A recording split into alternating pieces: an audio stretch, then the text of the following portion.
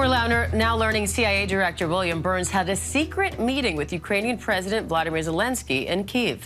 The director also met with Ukrainian intelligence officials, passing on U.S. intelligence about Moscow's war plans and intentions.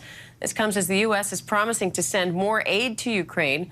I want to bring in ABC News Chief National Correspondent Matt Gutman in Kyiv, along with ABC News National Security and Defense Analyst and former Deputy Assistant Secretary of Defense for the Middle East, Mick Mulroy. Matt, thank you both for being on. First off, Matt, can we talk about this new $2.5 billion aid package announced by the Pentagon? What's in it and what's not? Well, what's in it is Stryker vehicles, about 90 of them. These are wheeled vehicles that can carry about 9 troops. They have a back hatch. They're armored.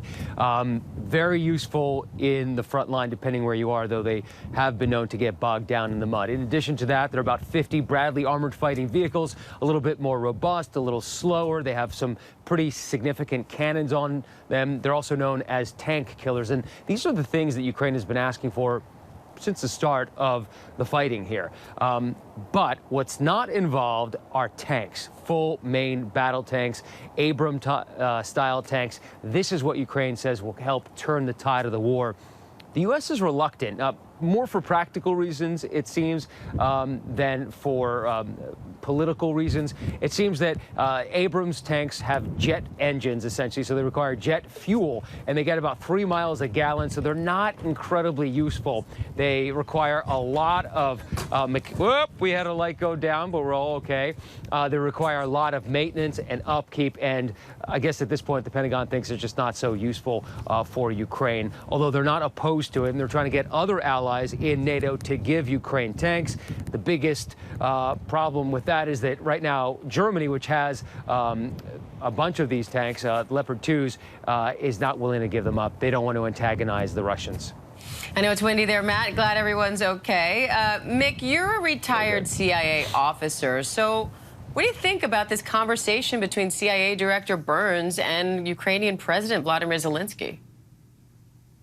So, Dan, I think it's clear that the CIA and specifically this director has a very strong relationship with President Zelenskyy, both to pass strategic level intelligence about what the Russians intended to do when it came to the beginning of this conflict. And now I think he's talking specifically about the concerns of a new Russian offensive and what the consequences of that can be. He's also likely to have brought staff who can go into detail on operational level intelligence, which really would give the general staff of the Ukrainians the ability to plan their campaign, both to repel a new offensive by the Russians and to conduct their own counteroffensive, especially as spring hits and that becomes more active.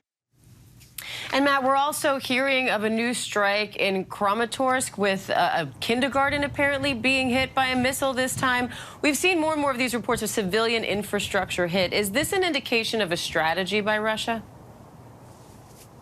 I think Russia has made pretty clear its strategy of trying to target civilian infrastructure in this country. They've hit a power plant that we visited in central Ukraine 12 times since July. They are continuously trying to attack Kyiv's power grid. This is certainly part of the strategy. I don't think they intended to hit a kindergarten. Also, a dental clinic or health clinic as well was hit.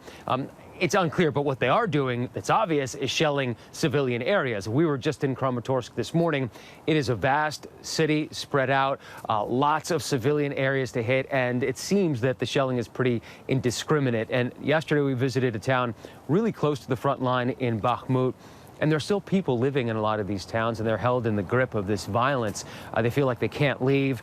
But the life that they're living right now is not much of a life. Subterranean, in cellars with the constant thudding of walls, and they just don't know when it's going to end. And everybody in this country hopes that whatever happens, this armament of the U.S., of Ukraine by the U.S., will help change something, end this stalemate that we're seeing in the south and east, and help Ukraine push out the Russians. Diane. All right, Matt Gutman from Kyiv, Ukraine, and Mick Mulroy, thank you both. Hi, everyone. George Stephanopoulos here. Thanks for checking out the ABC News YouTube channel. If you'd like to get more videos, show highlights, and watch live event coverage, click on the right over here to subscribe to our channel. And don't forget to download the ABC News app for breaking news alerts. Thanks for watching.